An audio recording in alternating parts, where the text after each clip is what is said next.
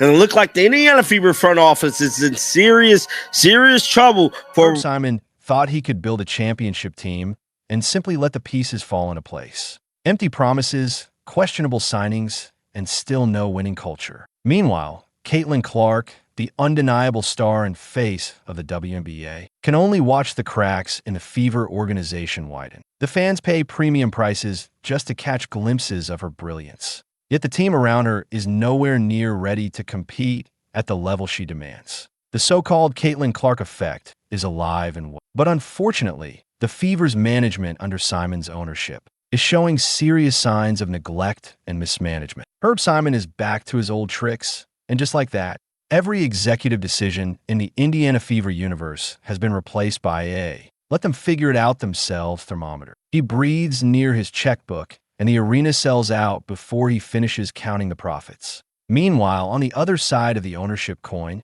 and by coin, we mean that monopoly money you get when rich people think they can buy success without effort. We've got a franchise desperately hoping their star player would carry the entire organization on her back. Spoiler alert, she can't do alone, only to realize he'd been rolling back investment in the very infrastructure needed to support a championship team. And the best part?